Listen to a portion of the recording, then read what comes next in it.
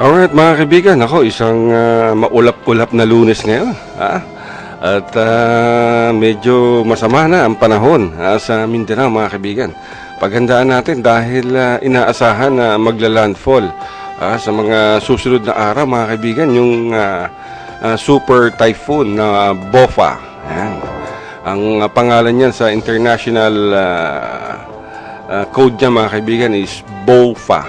Pero sa Pilipinas ay pinangalanan siyang Pablo. Ang bagyong Pablo. Medyo nagtaas na ng yung ating pag-asa, yung ating weather agency mga kaibigan, nagtaas na ng signal number 2 dyan sa parting Davao Oriental at ganun din sa Surigao del Sur.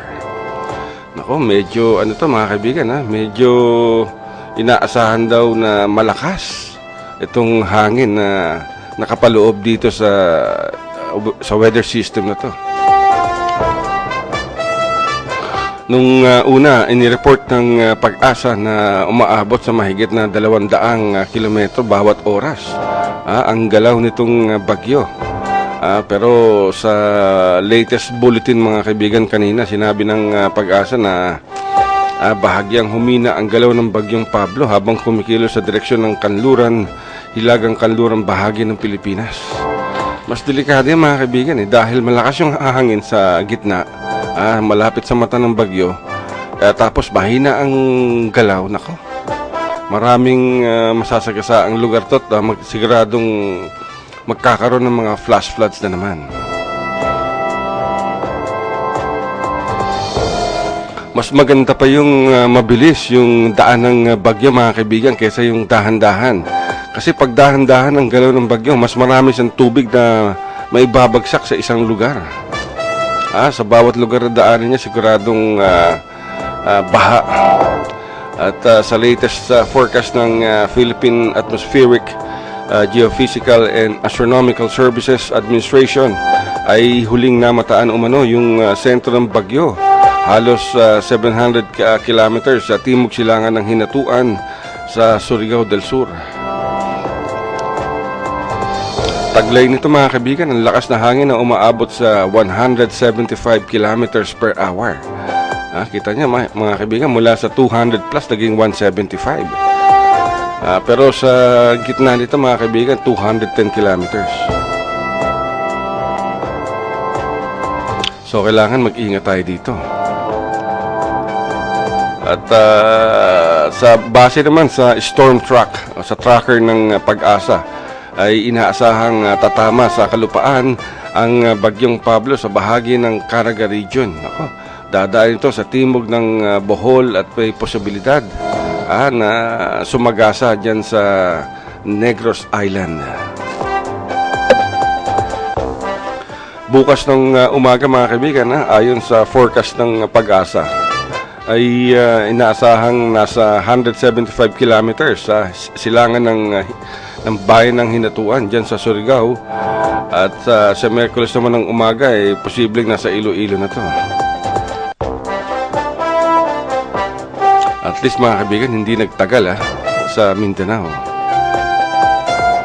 At kung hindi magbabago ang tinatahak ng nasabing bagyo sa araw ng Huwebes, ay inaasahan na itong nasa papunta na sa West Philippine Sea at papalabas na ng ating bansa. Itinamaas naman ngayon ng signal number 2 sa malaking bahagi mga kaibigan ng Davao.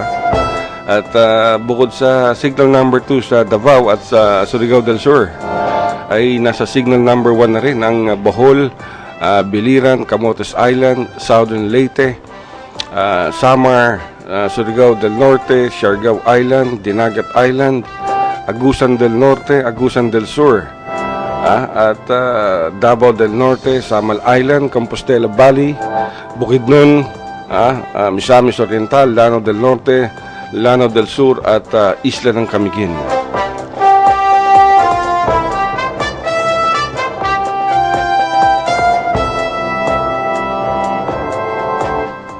Pero kahit sa signal number 1 at signal number 2 sa mga lugar na yan, mga kaibigan, ay nagbabala pa rin, nagpaalala pa rin ang ating Weather Bureau sa mga mangingisda at iba pang maliliit na sasakyang pandagat na huwag munang pumalaot. Mabuti na yung nakahanda tayo mga kaibigan, dahil ayaw natin magkaroon ng anumang balita na sakuna.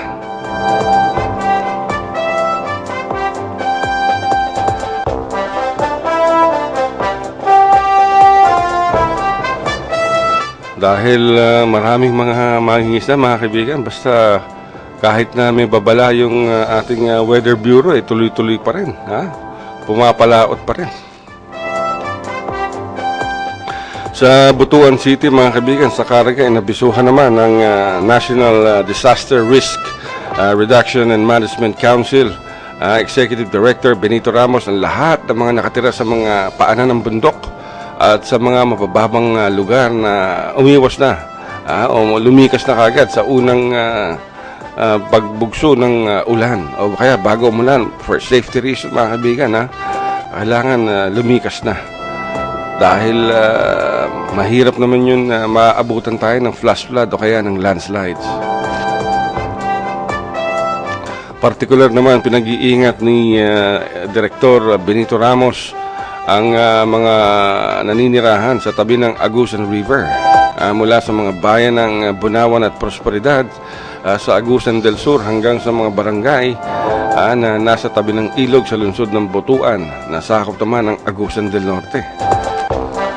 At pag umabot na umano sa 20 hanggang 30 mm bawat oras ang buhos ng ulan, kailangan lumikas na. So ito mga kaibigan, na dapat to ang LGU na ang tumingin. Wag na nang hayaan ng LGU, ng local government units, na magkaroon pa ng sakuna bago sila umaksyon. Ngayon pa lamang, kahapon pa lamang, no, isang araw pa lamang, dapat nakahanda na sila. Maliban sa nabanggit na lugar ni Director Benito Ramos, ay inabisuhan din ito ang mga residente na nasa paligid ng Lake Mainit. Nabantayan din ang pagtaas ng water level doon. Partikular na nagbabala rin ng NDRRMC sa mga nakatira sa mga bahay sa bayan ng Tubay, Habonga, Kitcharaw. Lahat yan mga kaibigan sa Agusan del Norte, dahil kung umapaw yung tubig sa nasabing lawa, ay iisa lamang ang dadaanan nito, at yung bayan ng Tubay. Pati Cabadbaran City masasakop nito. So kailangan mga kaibigan, pag-ingat talaga tayo. Ito na yung pinapaalala sa atin ng ating Pangulo, si Presidente Benigno Aquino, na yung mga nakalipas na araw, dahil inaasahan yung bagsik nitong bagyong Pablo. So ang Marikina mga kaibigan, talagang ready na sila sa pag-apaw kung ano man, at lalo-lalo na rin yung Cagayan de Oro City. Dahil yung Cagayan de Oro City mga kaibigan, ang talagang devastated ng bagyong Sendong nung nakaraan. Yung ating mga kaibigan dyan, yung mga journalist, ito si Froilan Gallardo, ay sa Facebook pa lamang nanawagan na sa mga kapwa journalist na tumulong sa pagpaparating ng mga balita ukol o may kinalaman sa bagyong Pablo. Dahil maraming nasaranta dyan mga kaibigan, dyan sa Cagayan, Iligan, nung kasagsagan ng bagyong Sendong.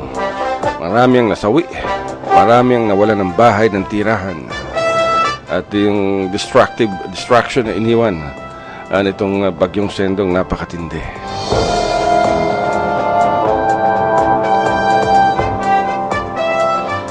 So kailangan mga kaibigan, hintayin natin lagi tayo maging handa. Yung Visayas, yan, nako. Tsaka yung Kamaynilaan, yan ang madadaanan ng bagyo, yung Northern Mindanao, yung Southeastern Mindanao. So kailangan nakahanda na kagad yan. Maghanda na tayo ng ating mga gamot at kung ano-ano pa. Samantala, matapos na itaas ng Pag-asa ang public storm warning sa ilang lugar sa Visayas at Mindanao, ay pinakakansela na ngayon ng Philippine Coast Guard mga kaibigan lahat ng biyahe ng mga barko sa mga nasabing lugar. Sinabi pa ni Philippine Coast Guard spokesman Armand Balilo na kung walang magiging pasaway ay may iwasan na aksidente sa karagatan at dapat sundin ang panuntunan.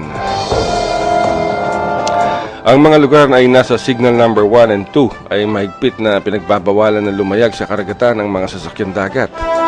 Sinabi pa ni Balilo na maging ang mga cargo vessel mula Maynila patungong lalawigan na may storm warning ay bawal na rin maglayag upang maiwasang maabutan ng bagyo sa kalagitnaan ng malalim na dagat. Malinaw yan mga kaibigan. Mabuti na lang dito sa Western Mindanao ay hindi tayo masyado apektado nitong masamang panahon. Pero sa Zamboanga mga kaibigan, medyo mainit pero makulimlim. Ayun ang ang weather condition ngayon sa Zamboanga Peninsula.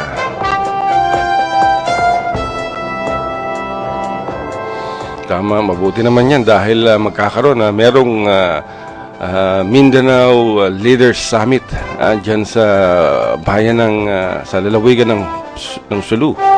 Gagawin yung Mindanao Leaders Summit bukas, December 4. At inaasahan na darating ang mga gobernador ng Autonomous Region in Muslim Mindanao, ang mga opisyal ng pamahalaan upang talakayin ang framework agreement na nilagdaan ng ating pamahalaang sa Moro Islamic Liberation Front. Ang nag-organize ito mga kaibigan, yung pamahalaan, yung OPAP, yung Office of the Presidential Assistant for the Peace Process, at yung pamahalaan ng masipag, magaling na si Governor Sakurtan. At inaasahan mga kaibigan, libo-libo ang inaasahang daragsa sa nasabing framework agreement dahil ang pakay nito ay maipaalam sa mga tagalalawigan ang kalahagaan ng peace process, ng peace talks, at siyempre yung importansya nitong framework agreement.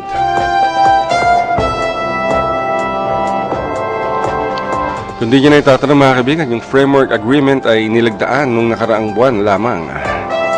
At doon ay nakalagay itong framework agreement bilang new political entity na siyang magiging kapalit ng Autonomous Region in Muslim Mindanao. Ang ARMM mga kaibigan ay kinabibilangan ng Basilan, Sulu, Tawi-Tawi, Lanao del Sur, Maguindanao, at ganoon din ang lalawigan ng ang lungsod ng Marawi at Lamitan. At yan ang ipapalit sa ARMM sa taong 2015 or 2016. At ano yan mga kaibigan, sa tingin ko parang sub-state to dahil kabilang sa mga pinag-uusapan kayo ng mga Government Peace Panel at ang MILF ay ang hatian, yung wealth sharing, yung power sharing. At basically kung mababasa ninyo yung framework agreement, parang sub-state talaga ang itong Bangsa Moro. Yan ang ipapangalan nila sa new political entity. At tignan natin kung paano ito. At maraming sumusuporta mga kaibigan dito sa tawag dito, Bangsa Moro. Hindi lamang yung ating mga kababayan, kundi mga iba't ibang bansa na nakatutok sa peace talks ng pamahalang Aquino sa Moro Islamic Liberation Front.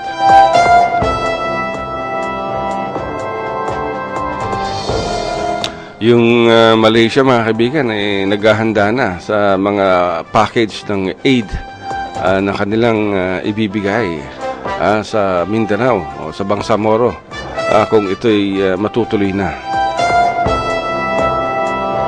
Suportado rin ng buong ARMM, ng mga governors ng ARMM. Kabilang na rito mga kaibigan itong si Governor Sakurtan.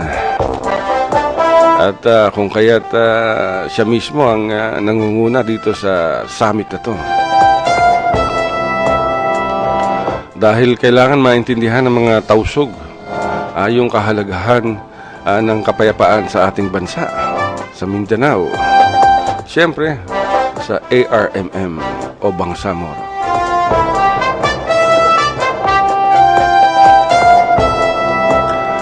At sa ngayon mga kaibigan, patuloy pa rin ang pag-uusap ng mga peace panels dahil sa ilang mga kasunduan pa na inaasahang malalagdaan sa mga susunod na buwan. Pero ang sabi ng pamahalaan ay bago matapos ang taon, ay magkakaroon na ng formal signing ng peace agreement sa MILF. Pero marami pa rin tumutuligsa. Marami pa rin ang umaayaw dito sa framework agreement o sa Bangsamoro New Political Entity. Maraming mga tao, maraming mga grupo. Pero yung mga taong umaayaw dito, karamihan mga kaibigan, yung mayayaman na malalawak ang mga land holding sa Mindanao. Kaya nila inaayawan yan dahil meron silang mga lupain sa mga lugar na nasasakupan itong Bangsamoro. Mga kaibigan, so kung makikita ninyo, may yung interest ng ilan ng siyang ipinaglalaban ng mga ilang katao. Kung wala naman silang lupain dyan, ano pa interest nila dyan? Babatikusin ba nila ang framework agreement? Siyempre hindi. Ngayon, ang tawag sa kanila mga kaibigan, spoilers of the peace process. So, tignan natin ito mga kaibigan, pero mas nakakarami. Itong mga umaayaw sa framework agreement, iilan-ilan lang to. Kaya lang, kahit na iilan-ilan sila, super yaman. Super yaman, mga hindi lang milyonaryo. Baka bilyonaryo. Pero mas marami sa kanila mga kaibigan, milyonaryo. Dahil sa dami ng mga ari-arian, sa dami ng mga negosyo, at sa dami ng kung ano-ano. So, tignan natin kung paano magagawa ng pamahalaan na mapatupad ang kapayapaan sa Mindanao. Ano kaya mangyayari kung sakaling natuloy na yung Bangsamoro, no? Anong gagawin ng pamunuan nito sa mga umaayaw sa naturang kasunduan? Papatawan ba nila ng mga bagong taxation? Itong partikularmente, itong mga taong malalaki, ang mga ari-arian, ang mga negosyo sa Mindanao, mga lupain. Yun ang nakikita ko dyan siyempre, hindi naman papayag yung pamunuan ng Bangsamoro na ganun-ganun na lang yun. Nung kasalukuyan ng pag-uusap, sila ang talagang umaayaw. Wala naman magawa yung mga peace panels. So, hintayin na lang na magkaroon ng Bangsamoro at sa kapatawan ng mataas na buwis itong mga may-ari na malalaking lupain.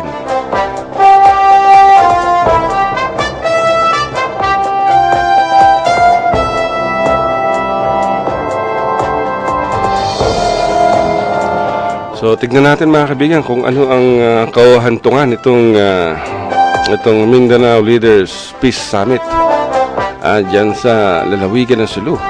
Gagawin ito mga kaibigan sa Patikul. At ngayon pa lang mahigpit na yung seguridad at nais ng lalawigan ng Sulu na maging maayos.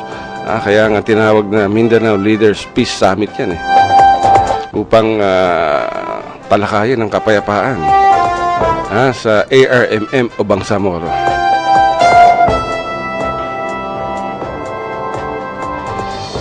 Well mga kaibigan, tuloy-tuloy pa rin tayo. Dito sa Western Mindanao at sa Sulu Archipelago ay ipinatutupad na ng Bureau of Fisheries and Aquatic Resources ang 3 buwang moratorium sa pangingisda, commercial fishing ng mga sardinas. Ito ay upang magkaroon ng sapat na panahon ang mga isda na makapagparami. Dahil alam niyo mga kaibigan, tonelada ang mga isdang hinuhuli nitong commercial fishing industry.